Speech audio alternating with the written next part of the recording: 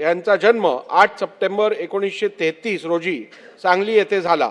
पंडित दीनदयाल मंगेशकर यांच्या संगीताचा वारसा घेऊन जन्माला आलेल्या मंगेशकर भावंडे ही भारताच्या आणि मराठी लालाटीचे वैभव आहे.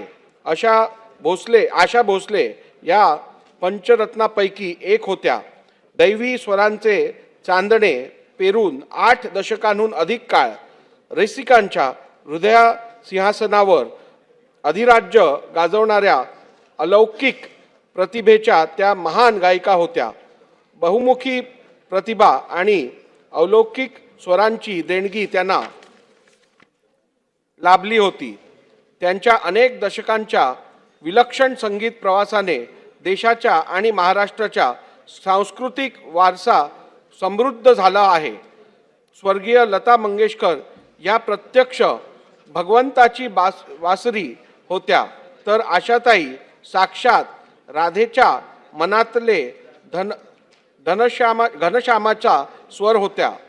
सतत काळाबरोबर राहण्याची हातोटी, नवनवीन गोष्टी आत्मसात करण्याची वृत्ती, उत्तम विनोदबुद्धी आणि गाण्याचा ध्यास ही आशाताईंच्या सदस्तेज व्यक्तिमत्वाची वैशिष्ट्य होती. नावाप्रमाणेच त्यांचे सगळे जीवन आशेचा, दुर्दमय इच्छा शक्तीचा आणि मूर्तिमंत जिद्दीचा प्रवास होता. वैयक्तिक आयुष्यात अनेक आघात झेलूनही भोगलेल्या दुःखाला खूप म्हणून त्या जगत राहिल्या आणि आयुष्याच्या अखेरपर्यंत इतरांना आनंद देत राहिल्या. कैलासवासी आशा भोसले यांचा सुरानी अभंगातील ओतप्रोत भक्ती, गीतातील अनुराग, श्रृंगार गीतातील मधुराळ मादकता, विरह गीतातील दुखरी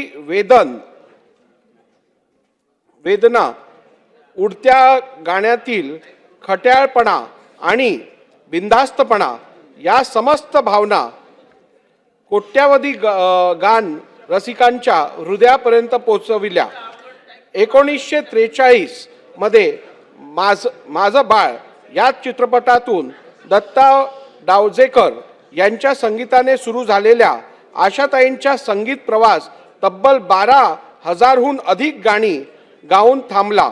तब्बल 20 भाषातील गाणी त्यांनी गायली. शास्त्रीय संगीताचा गांभीर्यपूर्वक पाया ढळू न देता त्यांनी सुगम संगीतातील भाव आणि ठसा सहजतेने पेलला. त्यांच्या स्वरात असलेली विधुलता ही विरहाच्या गाण्यात हळवी होत असे आणि नेतृत्वाच्या तालावर बेधुंद होऊन बसत असे. बालगीतापासून ते पॉपपर्यंत आणि नाट्यगीतापासून ते लावण्यांपर्यंत असे वैविध्यपूर्ण शब्दांचे हृदयरूप त्यांनी आपल्या स्वरातून दाखविले.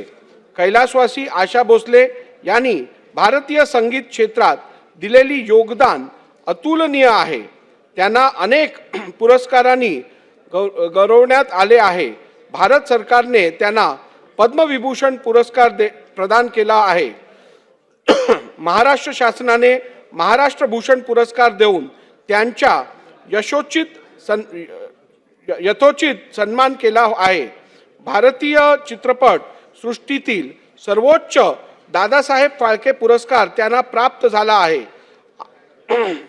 अशा या असामान्य, महान, अद्वितीय आणि जगभरातील संगीत प्रेमींच्या मनावर गेले 8 दशके अधिराज्य गाजविणाऱ्या स्वर सम्राज्ञीचे रविवार दिनांक 12 एप्रिल 2026 रोजी दुःखद निधन झाले.